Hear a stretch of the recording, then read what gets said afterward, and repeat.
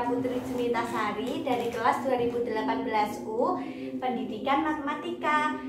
Kali ini pada kelas Psikologi Pendidikan Matematika kita akan membahas tentang teori multiple intelligence. Teori ini teman-teman dikembangkan oleh Howard Gardner. Siapa sih Howard Gardner itu? Howard Gardner adalah ahli psikologi dan juga guru besar pada Harvard University. Nah, dia mengembangkan teori ini pada tahun 1993. Nah, tentang teori multiple intelligence. Teori ini membahas tentang intelijensi yang dimiliki oleh seseorang. Jadi menurut teori ini, seseorang itu memiliki 9 intelijensi. Nah, tetapi mungkin saja antara satu orang dengan orang yang lain, intelijensi yang lebih menonjol itu bisa saja berbeda seperti itu. Nah, untuk jenis-jenis intelijensinya, yang pertama itu ada intelijensi linguistik. Intelijensi ini berhubungan dengan kemampuan seseorang untuk menggunakan dan mengolah kata secara efektif. Jadi seseorang ini bisa mengolah kata atau informasi yang disampaikan secara lisan itu dengan efektif. Nah, selanjutnya intelijensi matematis logis. Ini berhubungan tentang kemampuan yang berkaitan dengan penggunaan bilangan secara efektif. Seseorang yang memiliki kemampuan ini itu bisa mengolah informasi yang mungkin disampaikan dengan cara matematis seperti itu. Nah, seseorang yang memiliki kemampuan ini itu dia lebih suka untuk membaca buku yang berisi rumus-rumus matematis, berisi angka-angka daripada kata-kata yang panjang seperti itu.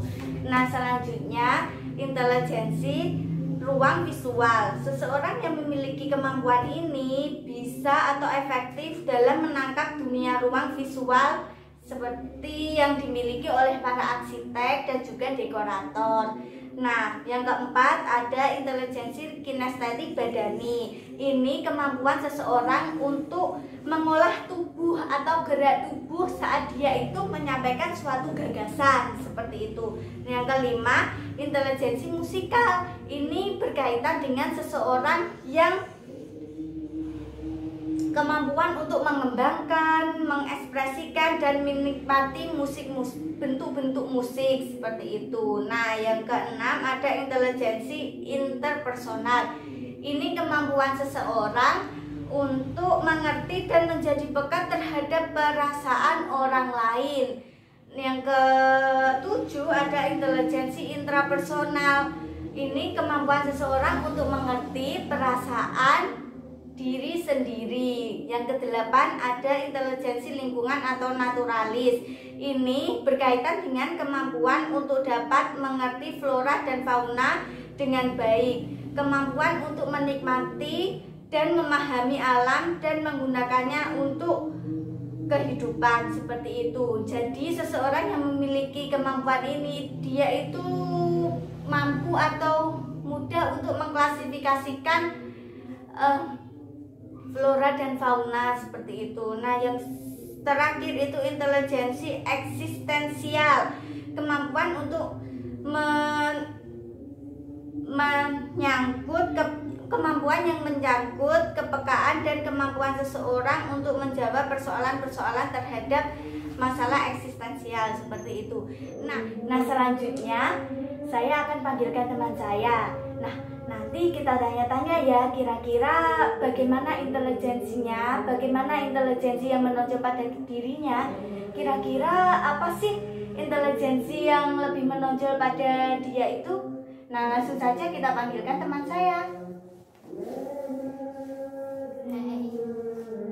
Sekarang saya langsung saja ya tanya-tanya. Pertama yang akan saya tanyakan itu kamu kelas berapa? Saya kelas 9 SMP. Kelas 9 SMP. Nah, oke. Ketika di kelas, ketika pembelajaran, biasanya guru kamu itu menyampaikan materinya dengan cara bagaimana? Biasanya guru saya menyampaikan materinya dengan cara di dijelaskan menggunakan lisan, digambarkan, dan juga dilakukan. Oh, jadi ada 3 cara ya?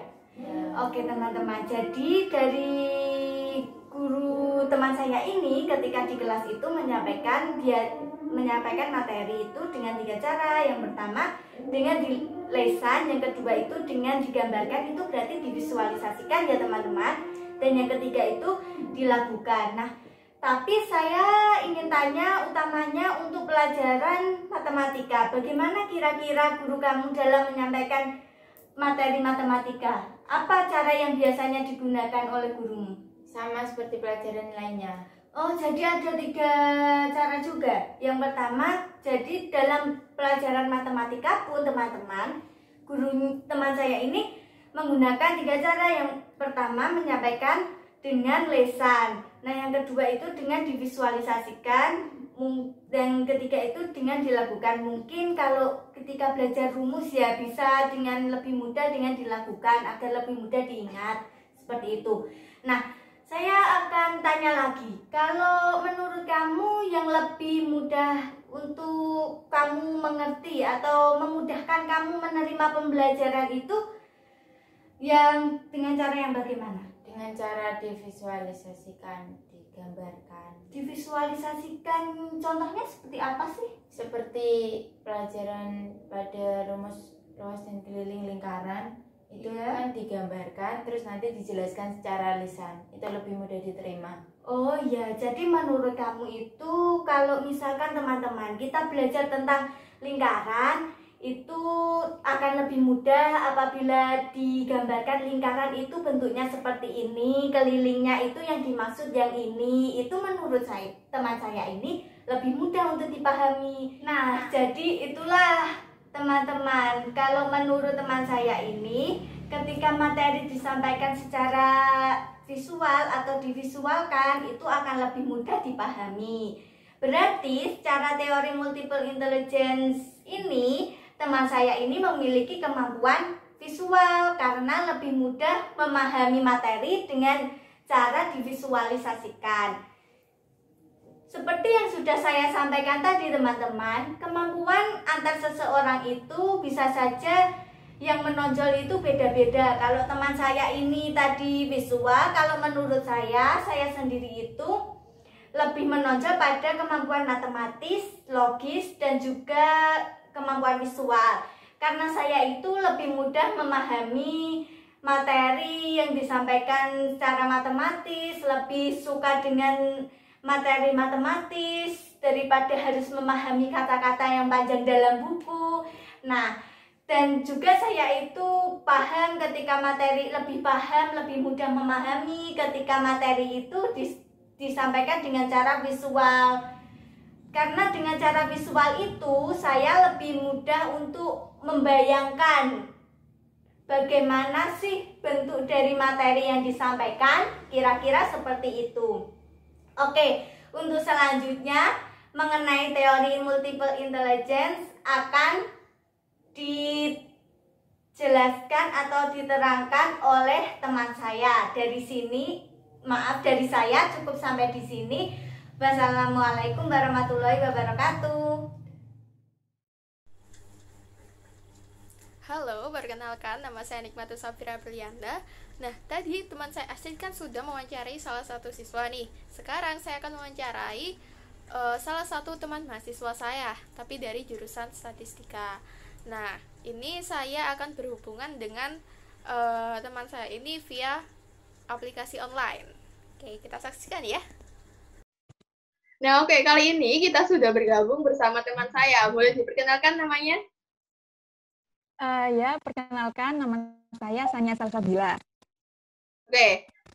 Nah, ini tadi kan teman saya sudah mewawancarai dari salah satu siswa. Sekarang saya akan mewawancarai dari salah satu mahasiswa. Nah, kalau boleh tahu, Anda ini mahasiswa apa? Terus semester berapa nih?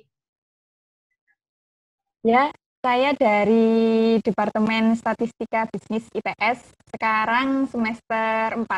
Oke, semester 4. Nah, kalau boleh tahu, kan statistika identik dengan data-data sama perhitungan gitu ya. Nah, kamu itu cara belajarnya bagaimana? Kok bisa, agar bisa paham dengan materi-materi yang diberikan oleh dosen?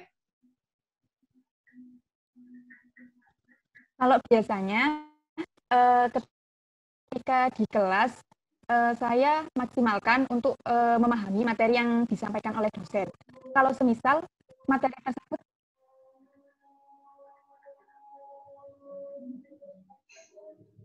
tidak saya pahami pada hari itu di rumah, saya pelajari lagi dari awal. Kalau semisal saya masih kurang paham lagi dengan materi tersebut, mungkin saya akan mencoba bertanya kepada teman-teman saya yang lebih paham. Oh, oke.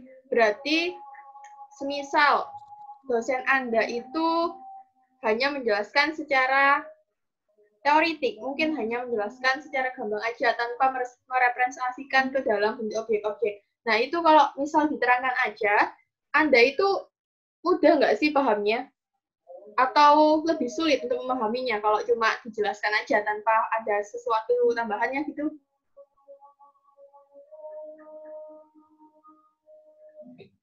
Kalau saya secara pribadi sih kurang paham kalau cuma dijelaskan secara teoristik seperti itu.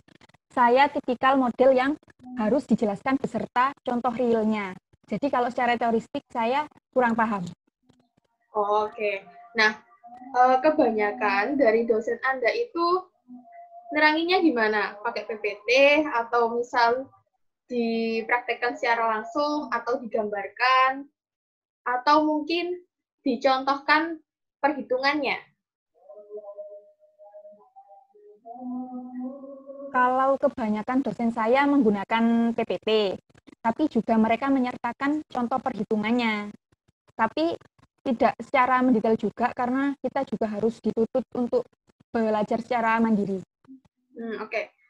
Jadi kalau misalkan kan dituntut secara mandiri nih, nah diberi suatu permasalahan, diberi suatu soal. Nah itu kalau misalkan diberi contoh dulu, tapi tidak secara detail nih. Nah itu Anda itu bisa langsung paham nggak sih atau lebih mudah gitu untuk menyelesaikan permasalahannya? Kalau tidak ada contohnya ya? Kalau ada contohnya, tapi nggak. Kalau ada contohnya. Kalau ada contohnya mungkin lebih paham. Walaupun nggak detail, mungkin setidaknya ada gambaran lah sedikit gimana contoh penerapan perhitungannya seperti itu. Oke. Kemudian kalau misalkan divisualisasikan dalam bentuk gambar atau tabel atau grafik, nah itu apakah mempermudah Anda untuk memahami suatu materi yang diberikan oleh dosen? Tentu sangat mempermudah sekali menurut saya kalau ada visualisasinya seperti gambar atau tabel. Karena kalau tidak ada visualisasinya kan kita kayak mikirnya tuh kayak ngambang gitu loh, kayak nggak ada yang dilihat gitu. Nah, mungkin itu saja yang bisa saya wawancarai. Karena ini menyangkut multiple intelligence, jadi bisa disimpulkan bahwa Sania ini itu mempunyai kecerdasan logistik matematis, dan selain itu juga mempunyai kecerdasan visual. Kenapa? Karena dia lebih mudah untuk memahami suatu materi ketika direpresentasikan ke dalam bentuk lain, entah itu grafik, entah itu tabel, atau dalam bentuk lainnya. Nah, selain itu, Sania ini juga mempunyai kecerdasan logis matematis. Kenapa? Karena dia itu bisa menyelesaikan suatu logika dari matematika atau permasalahan yang diberikan oleh dosennya tersebut.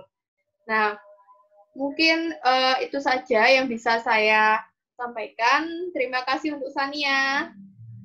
Dan ya, sama-sama, Tira. Kalau misalnya ada kesalahan, terima kasih. Sampai jumpa. Nah, berdasarkan wawancara saya dengan Sania tadi, dapat disimpulkan bahwa Sania mempunyai kecerdasan yang menonjol pada logis matematis dan visual. Nah, hal ini tidak berarti bahwa Sania itu hanya mempunyai kecerdasan visual sama logis matematis saja, tapi Sania tetap mempunyai 9 kecerdasan semuanya. Tapi yang menonjol hanya logis matematis sama visual saja.